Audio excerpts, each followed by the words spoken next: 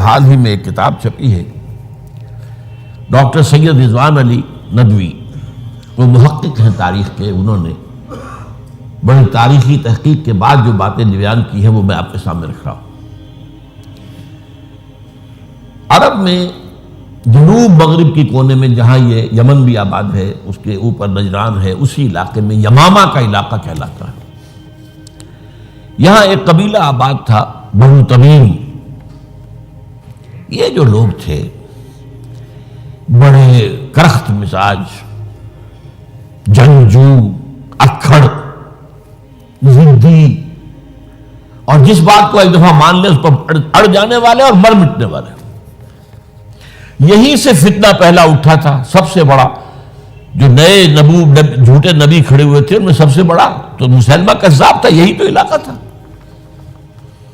اور اس کے خلاف اس فتنے کی سرکوبی میں کتنے صحابہ، 1200 صحابہ ایک جنگ کے اندر شہید ہوئے، جن میں 500 جو ہیں وہ حفاظ تھے رضی اللہ تعالیٰ عنہ اجمعین۔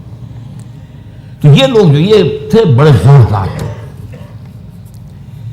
اس قبیلے کے بارے میں حضرت عمر رضی اللہ تعالیٰ عنہ نے ایک بڑی عجیب حکمت عملی اختیار کی۔ ان کو وہاں سے اکھاڑ کر اور ایران کی سرحدوں پر آباد کر دیا، اب جہاں پر جہاد ہو رہا تھا، تاکہ ان کے اندر جو یہ جنگجوئی ہے یہ اب اس مقصد کے لیے استعمال ہو،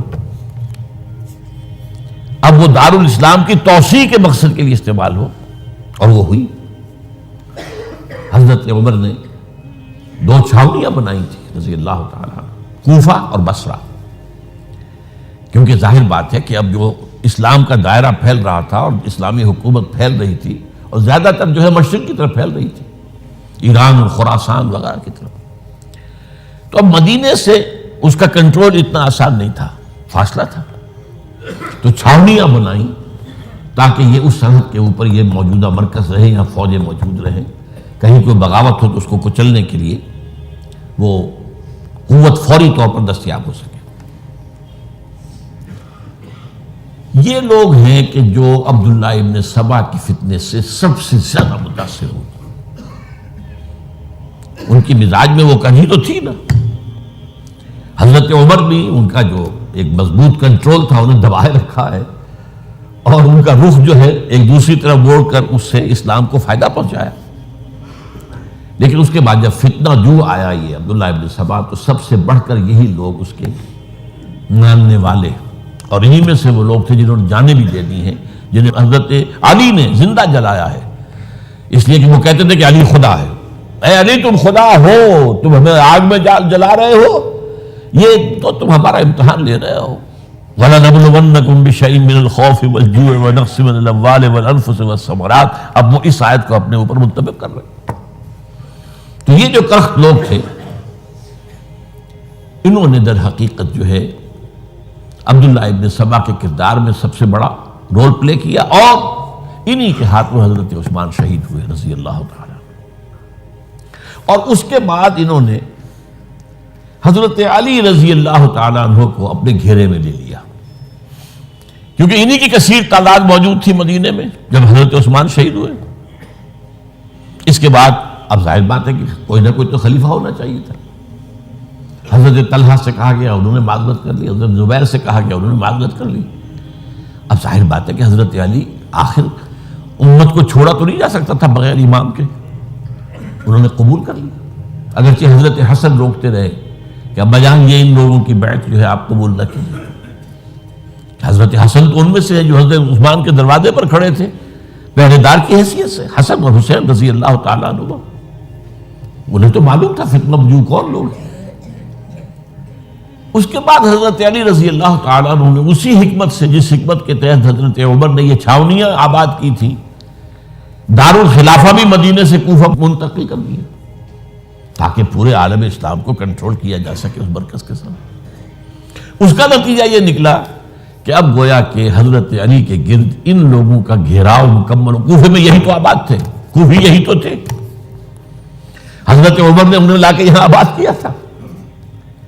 جب حضرت علی نے کوفے کو اپنا دارالخلافہ قرار دیا تو گویا کہ ان کا پھر عمل دخل بہت بڑھ گیا۔ ایک طریقے سے یوں کہا جا سکتا ہے کہ انہوں نے اب حضرت علی رضی اللہ تعالیٰ عنہ کو اپنے محاصرے میں لے لیا، چنانچہ جنگ جمل کے موقع پر یہ ہوا ہے کہ صلح ہو گئی تھی. حضرت عائشہ رضی اللہ تعالی عنہ کے جو نمائندے تھے اور ادھر سے حضرت علی، صلح ہو گئی تھی، طے ہو گیا تھا کہ ہاں قاتلین عثمان کو جو ہے اس کو سزا دی جائے گی، قصاص لیا جائے گا حضرت عثمان کی قتل کا. لیکن ان لوگوں نے 10,000 آدمی کھڑے ہو گئے کوفے کے اندر، ہم سب قاتل ہیں عثمان کے، لوگ قصاص ہم سے اگر لے سکتے ہو. جس کے نتیجے میں اور انہوں نے جنگ شروع کر دی. اور جب جنگ شروع ہو جائے تو پھر اس کے بعد تو کوئی نہیں دیکھ سکتا کیوں شروع ہوئی، کیسے شروع ہوئی، کس نے شروع کی. اب تو یا مارو یا مرو، دو ہی باتیں ہوتی. 10,000 مسلمان ایک رات میں شہید ہوئے جنگ جمل میں. اب اس کے بعد حضرت علی رضی اللہ تعالیٰ عنہ کی خلافت جو ہے حضرت امیر معاویہ نے ماننے سے انکار کر دیا. جب تک قاتلین عثمان کو سزا نہیں دیتے ہم بیعت نہیں کریں گے. یہ نہیں کہ دعویٰ کیا ہو کہ میں خلافت کا حقدار ہوں، یہ نہیں، لیکن یہ کہ آپ کو ان کو سزا دینی چاہیے. اب یہ تھا وہ مخبصہ جس میں حضرت علی رضی اللہ تعالی عنہ وہ فرماتے تھے کہ میرا ساتھ دو تو میں ان قاتلین عثمان سے سزا جو ہے ان کو سزا دے سکتا. ادھر انہیں پتا تھا کہ میں سرنڈر کرتا ہوں تو مجھے علی تک تو پہنچنے کوئی نہیں دے گا، راستے میں ختم کر دیں گے رضی اللہ تعالی عنہ. تو یہ پیچ تھا ایک جو ایسا پڑا ہے. اب اس میں جب حضرت معاویہ اور حضرت علی کے مابین فیصلہ کن جنگ ہوئی، جنگ صفین جسے کہتے ہیں، جس میں 70,000 مسلمان ایک دوسرے کی تلواروں، تیروں، نیزوں سے قتل ہوئے. اس موقع پر حضرت معاویہ کی طرف سے ایک آفر آئی. قرآن مجید کو نیزے پر اٹھا کر لوگوں نے کہا کہ یہ خونریزی بند کر دو، ہم قرآن کا فیصلہ ماننے کو تیار ہیں. حضرت علی دیکھ رہے تھے کہ یہ اصل میں میری فتح کو شکست سے بدلنے کا پروگرام ہے.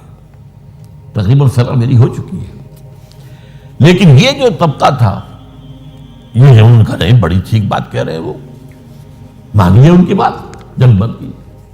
انہوں نے ہی یہی لوگ تھے جنہوں نے مجبور کیا حضرت علی کو کہ وہ تحکیم پر رضامند ہو جائے. اس کے بعد تحکیم میں جو معاملہ ہوا، حضرت علی حضرت عبداللہ ابن عباس کو اپنی طرف سے حاکم بنانا چاہتے تھے، یہ اڑ گئے نہیں. یہ اڑ جانے والے لوگ، اور یہی اصل قوت تھے، وہاں ساری طاقت تو انہی کی تھی. تو انہوں نے ابو موسیٰ اشعری کو اپنی طرف سے مقررہ، وہ بہت نرم خو آدمی تھے، انہیں بنا. بہرحال جو بھی بات طے ہوئی، اب تاریخ کی روایتوں میں اختلاف ہو سکتا ہے. کہا یہ جاتا ہے کہ طے تو یہ ہوا تھا حکمین کے مابین، ادھر سے ابو موسیٰ اشعری، ادھر سے عمرو بن العاص رضی اللہ تعالی عنہما، کہ آپ اپنے جو کلائنٹ ہیں حضرت علی آپ انہیں معزول کر دیجئے، میں معاویہ کو معزول کر دیتا ہوں، پھر جو ہے مسلمان فیصلہ کر لیں کسی اور کی عبادت. انہوں نے کھڑے ہو کے کہہ دیا میں علی کو معزول کرتا ہوں، اور عمرو بن العاص نے کہا کہ میں معاویہ کو قائم کرتا ہوں. اب یہ ہے روایت، واللہ عالم اس میں کتنا سچ ہے کتنا جھوٹ ہے. میں کوئی مورخ نہیں ہوں، میں کوئی تاریخ کا محقق نہیں ہوں. اس کے بعد جو ہے اب یہ لوگ جنہوں نے کہا کہ مانیے تحکیم کو، اور جب انہوں نے حضرت علی نے اس تحکیم کے فیصلے کو ماننے سے انکار کیا تو باغی ہو گئے، حضرت علی کو کافر قرار دیا، اور جا کر ایک جگہ پر حرورہ ایک جگہ تھی وہاں پر جا کے جمع ہو گئے، جتھا بندی کی، بہت بڑی طاقت پر وہاں کر. انہوں نے طے کیا کہ علی بھی کافر ہو گیا، معاویہ بھی کافر ہو گیا، عمرو بن العاص بھی کافر ہو گئے، سب کافر ہیں. حضرت علی کی طرف سے ایک گئے سفیر ان سے بات کرنے کے لیے، تو انہوں نے کہا تم نے تو کہا تھا کہ تحکیم کو تسلیم کرو، کہ ہاں ہم نے گناہ کیا تھا، کفر کیا تھا، ہم توبہ کی ہم نے.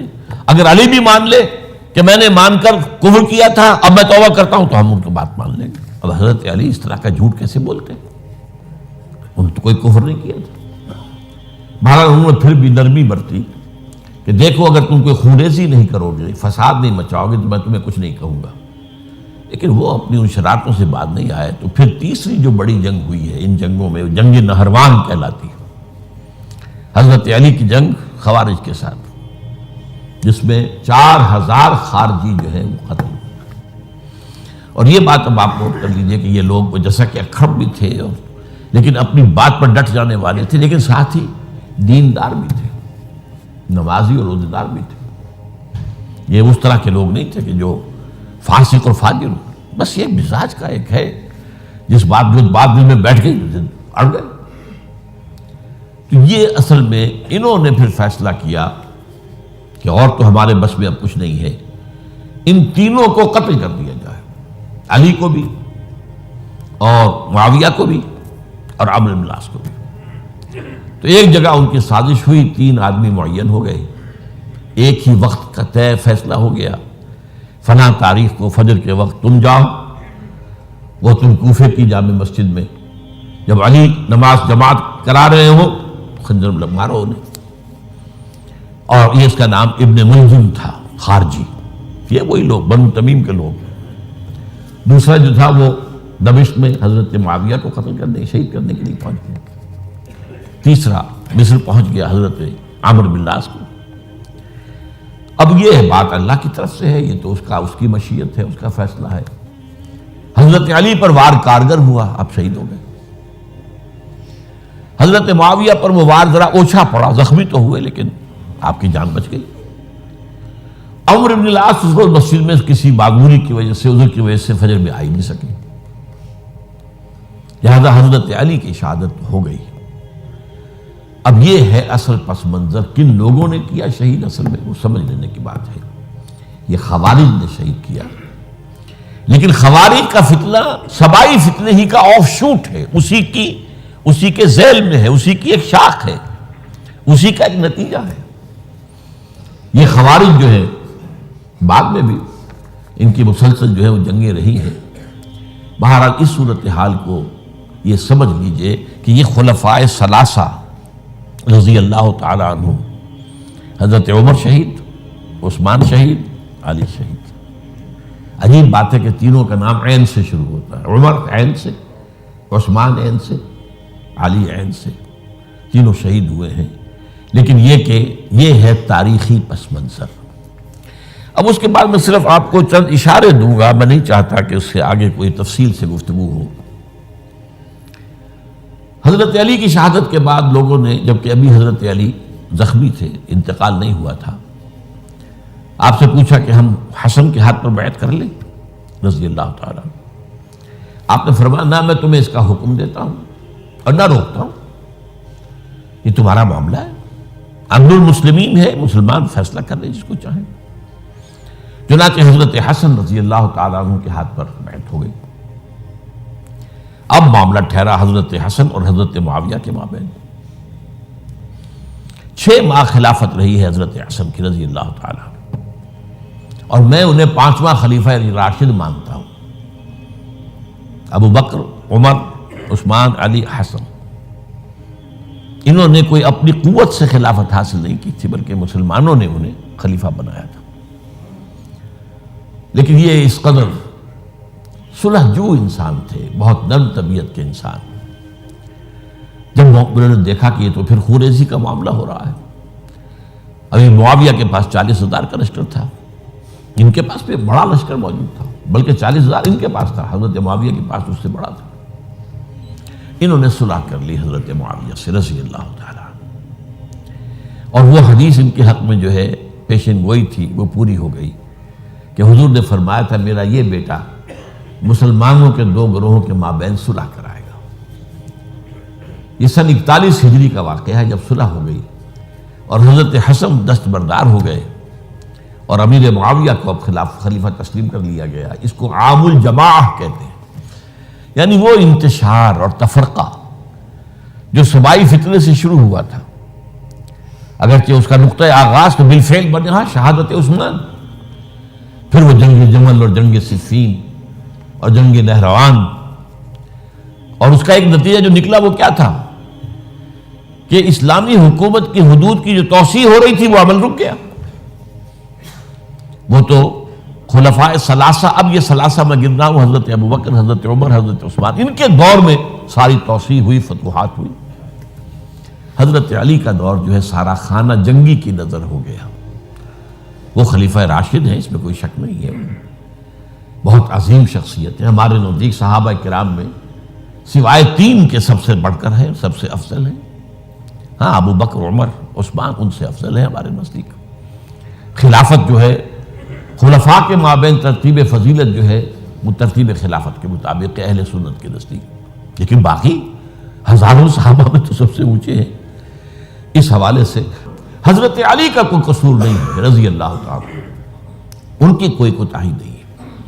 انہیں خلافت ملی ہی ایسے پرفتن دور میں ہے. اگر کہنا جو ہے اگرچہ روکا گیا ہے کہ یہ کلمہ لو مت استعمال کیا کرو، اگر یوں ہوتا تو یوں ہو جاتا، لیکن یہ کہ بہرحال ہمارا سوچنے کا ایک انداز ہے. اگر حضرت علی کو اول دور میں خلافت ملی ہوتی تو ان کے کچھ اور نتائج اور ہوتے.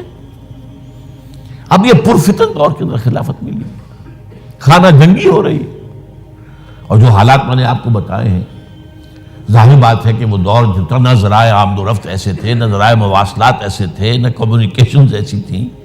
وہ تو یوں سمجھیے کہ دارالخلافہ کے اندر کے حالات جو ہیں بس وہیں پر فیصلہ ہو رہا تھا. یا پہلے مدینے میں ہوا، حضرت عثمان شہید ہوئے، اور یا پھر کوفے میں ہو گیا. وہ تو اصل جو بھی طاقت اس مرکز کے اندر جس کے پاس طاقت تھی، اسی نے جو بھی اپنا فیصلہ ہے وہ منگا لیا. بہرحال یہ جو حضرت حسن نے مصالحت کی ہے، جس کی بنا پر ہم تو انہیں سلام کرتے ہیں، ان کا احترام کرتے ہیں، انہوں نے خانہ جنگی ختم کی، فساد جو ہے اس کی جڑ کاٹ دی، تعامل جماعت ہو گیا، اب امن ہو گیا. اور نوٹ کیجئے اس کے بعد 20 برس تک امیر معاویہ کی حکومت رہی ہے. 20 برس اور کامل امن رہا ہے. اس میں یہ بھی ہے کہ ان کے تدبر کو بھی دخل حاصل تھا. یہ بھی ہے کہ انہوں نے کچھ طاقت کا استعمال بھی کیا. یہ بھی ہے کہ انہوں نے دلجوئیاں بھی کی لوگوں کو، جس کو ہم کہتے ہیں مؤلفۃ القلوب، جو زکوٰۃ کے مسائل میں شامل ہے. کچھ لوگوں کی کچھ کے شر سے اس کو روکنے کے لیے ان کو جو ہے کچھ زکوٰۃ میں سے پیسہ دیا جائے وغیرہ وغیرہ، مؤلفۃ القلوب، تالیف قلب کے لیے. بہرحال نتیجہ یہ ہے. تاہم یہ جان لیجئے کہ حضرت معاویہ صحابی رسول ہیں، ہم ان کو تسلیم کرتے ہیں، لیکن ان کی خلافت کو خلافت راشدہ ہم نہیں مانتے، اس لیے کہ وہ انہوں نے اپنی طاقت سے حاصل کی ہے. میں نے اسی لیے کہا حضرت حسن رضی اللہ تعالیٰ عنہ کی خلافت خلافت راشدہ ہے، لیکن حضرت معاویہ کی خلافت خلافت راشدہ، اگرچہ اس میں عمل رہا، اور وہ جو عمل رک گیا تھا، وہ جو مزید توسیع دارالاسلام کی، وہ دوبارہ شروع ہو گیا. خراسان کی طرف پیش قدمی شروع ہو گئی. ادھر پہلا بیڑا بنایا حضرت معاویہ نے رضی اللہ تعالیٰ عنہ، اور یہ بحیرہ روم کے بعد جزائر کو فتح بھی کیا. انہی کے زمانے میں مسلمان فوجیں جو ہیں استنبول تک پہنچ گئی، قسطنطنیہ کی فصیل تک پہنچ گئے. اگرچہ فتح نہیں ہو سکا قسطنطنیہ اس وقت، وہ تو بعد میں کئی 100 سال بعد ترک جو خلیفہ تھا اس کے ہاتھوں فتح ہوا، محمد فاتح. لیکن یہ کہ باہر پہنچ گئے تھے وہاں تک، یہ عمل بھی شروع ہو گیا. لیکن انہی لوگوں نے حضرت حسن کو گالیاں دی اس کام پر کہ تم نے صلح کیوں کی. امیر الکافرین کہا، امیر المنافقین کہا، اور انہیں خطاب یا آر المومنین، اے مومنوں کے لیے آر کی کا اور شرم کے باعث، اور ان کے خیمے پر حملہ کیا، اسے جلایا. ان کی جان کے در پہ تھے کہ تم نے صلح کیوں کی. یہ اکھڑ لوگ، یہ لوگ، اس کے بعد اب میں صرف اشارہ کر رہا ہوں، یہی لوگ تھے اصل میں جو 20 برس کے بعد پھر جو حادثہ سانحہ کربلا ہوا ہے اس کا مین کردار یہ تھا. صرف چند جملے اس وقت کہوں گا. سانحہ کربلا پر میرا کتاب جو موجود ہے وہ آپ پڑھیے. حضرت معاویہ رضی اللہ تعالیٰ عنہ کو مغیرہ ابن شعبہ ایک بزرگ صحابیوں میں سے تھے، انہوں نے مشورہ دیا کہ دیکھیے آپ کی خلافت سے پہلے 4 برس تک خانہ جنگی رہی، 1 لاکھ کے قریب مسلمان ایک دوسرے کی تلواروں سے ختم ہوئے. اب اگر وہ زمانہ گزر گیا، کبار صحابہ تو فوت ہو چکے، بڑے صحابہ تو گئے، اب تو یہ نو مسلم جو فتح کے بعد ایمان لائے یا اس کے بعد ایمان لائے جبکہ سورہ توبہ کی آیات نازل ہو گئی، اب تو یہ لوگ، یا پھر اب نئے لوگ جو مفتوحہ علاقے میں ایمان لا رہے ہیں، مسلمان ہو رہے ہیں۔ لہٰذا اب وہ جو مسلمانوں کا ایک نظام خلافت راشدہ کا تھا، اگر اس کے پیچھے کسی مضبوط قبیلے کی طاقت نہ ہو تو وہ مرکزیت قائم نہیں رکھ سکے گا۔ لہذا آپ یزید کو اپنا ولی عہد مقرر کر دیں۔ حضرت معاویہ کچھ رہے متردد، لیکن بعد میں ان کی سمجھ میں یہ بات آ گئی۔ یہاں یہ نوٹ کر لیجئے کہ میں یا آپ حضرت معاویہ کے فیصلے سے اختلاف کر سکتے ہیں، ان کی نیت پر حملہ نہیں کر سکتے، وہ صحابی ہیں۔ الصحابہ کلہم عدول، ان کی نیت بھی یہی تھی، مسئلہ سمجھی اس میں کہ وہی امن جو ہے وہ برقرار رہے۔ اس وقت جو ہے کچھ تھے ہمارے جو اس وقت اگرچہ وہ صغار صحابہ میں شمار ہوتے تھے، لیکن اب وہ کبار تھے، وہ کھڑے ہو گئے کہ آپ یہ کام غلط کر رہے ہیں، یہ قیصریت اور کسرویت جو ہے اس کا آغاز کر رہے ہیں۔ اور یہ کون لوگ تھے؟ اب دیکھیے ترتیب: ابو بکر کے بیٹے عبد الرحمن، عمر کے بیٹے عبداللہ ابن عمر، عباس کے بیٹے عبداللہ ابن عباس، زبیر کے بیٹے عبداللہ ابن زبیر، علی کے بیٹے حضرت حسین۔ حضرت حسن فوت ہو چکے تھے کیونکہ یہ عین وسط میں ہوا واقعہ، 20 سال کے درمیان 10 سال حضرت معاویہ کی حکومت کو شروع ہوئے 10 سال ہو چکے تھے۔ میری جو تحقیق ہے یا مطالعہ اس کے مطابق تو یہ ہے کہ حضرت عثمان نے مصلحت سے، حضرت معاویہ نے مصلحت سے کام لیا اور ان پر جبر نہیں کیا، لیکن انہی ندوی صاحب نے کچھ لکھا ہے کہ بالجبر بھی ان سے بیعت لے لی، بیعت ولی عہدی۔ مجھے اس سے اختلاف ہے، یہ حضرات ایسے نہیں تھے کہ جو بالجبر بیعت کرنے والے ہوں، میں اس کو ماننے کو تیار نہیں۔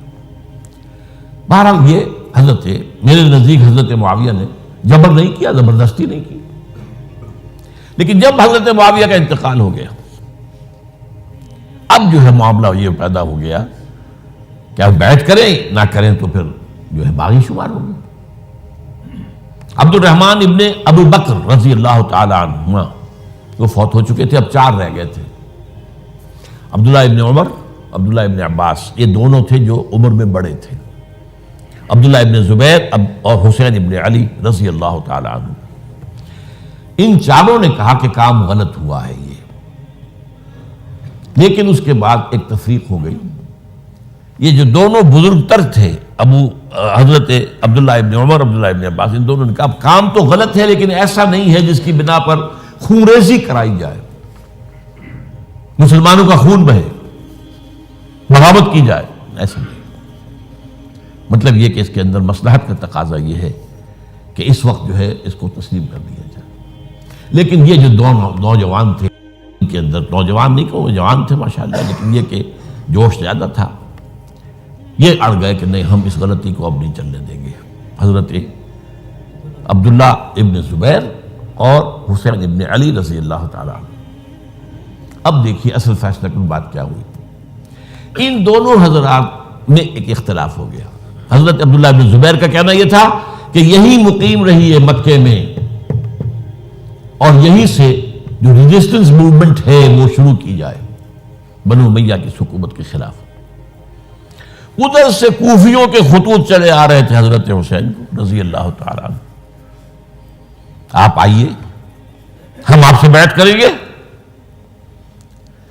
حضرت حسین نے اپنے بھائی، چچا داد بھائی مسلم بن عقیل کو بھیجا، ان کے ہاتھ پر 10-12 ہزار کوفیوں نے بیعت کر دی حضرت حسین کے لیے، اور ان کے خطوط کے جو ہے وہ تو پورے کے پورے تھیلے تھے حضرت حسین کے پاس۔ اس سے پھر حضرت حسین نے سفر کیا، ادھر یہ ہوا کہ یزید کی طرف سے عبید اللہ ابن زیاد جو ہے گورنر بن کر آیا، اس نے جو تشدد کیا کوفیوں پر، سب نے بیعت توڑ دی، اور حضرت مسلم بن عقیل جو ہے ان کو شہید کر دیا۔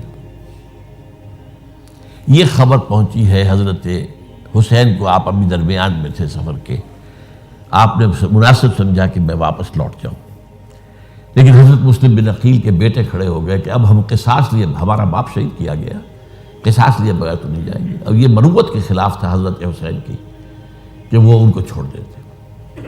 یہ وجہ ہے کہ وہ حادثہ پیش آیا، اور اس میں بھی اصل وجہ میں بتاتا ہوں، وقت جو ہے ختم ہو گیا ہے۔ وہ یہ ہے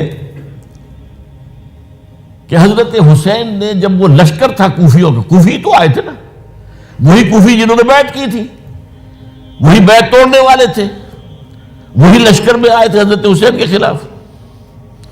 حضرت حسین نے وہاں عین میدان جنگ میں اعلان کیا، دیکھو فلاں ابن فلاں، یہ تمہارا خط ہے کہ نہیں، تم نے مجھے بلایا، دیکھو فلاں ابن فلاں، تم نے مجھے دعوت دی تھی کہ نہیں، یہ دیکھو میرے پاس تمہارے خطوط جو ہیں تھیلے بھرے ہوئے موجود ہیں۔ اب انہیں اندیشہ یہ ہوا کہ اگر حضرت حسین کو کسی طرح بھی یزید تک پہنچ جانے دیا گیا تو ہمارا جو ہے بانڈا پھوٹ جائے گا، پھر ہماری خیر نہیں۔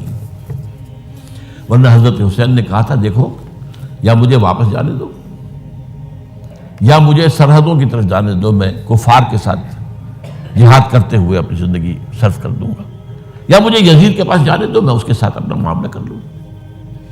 انہوں نے کہا کہ اگر یزید تک ان کی رسائی ہو گئی تو پھر ہماری خیر نہیں۔ تو انہوں نے نہ صرف یہ کہ شہید کیا، وہی کوفی، وہی بنو تمیم کے لوگ، وہی اکھڑ، انہوں نے نہ صرف یہ کہ شہید کیا بلکہ پھر خیموں کو آگ لگائی۔ کیوں لگائی؟ تاکہ وہ جو ڈاکومنٹری پروف تھا ان کے خلاف وہ ختم ہو جائے، ورنہ آگ لگانے کی کیا ضرورت تھی؟ انہوں نے اور تو کوئی نہیں کیا، یعنی وہ کام تو نہیں کیا کہ جو کسی مفتون کے ساتھ کیا جاتا ہے۔ حضرت حسین کے بیٹے بیمار تھے، حضرت علی بن حسین زین العابدین رحمۃ اللہ علیہ، انہیں شہید تو نہیں کیا۔ جو خواتین تھیں جو ان کی کوئی بے حرمتی نہیں کی۔ یہ نہیں کہا کہ اب یہ تو جیسے کہ خوارج کہتے تھے جو مسلمان کافر ہو گئے، مسلمان ہیں ان کے نزدیک کافر ہیں، ان کی بیویاں بھی حلال ہیں ہم پر، وہ تو کنیزیں ہیں، پھر حاصلہ یہ تو نہیں کیا۔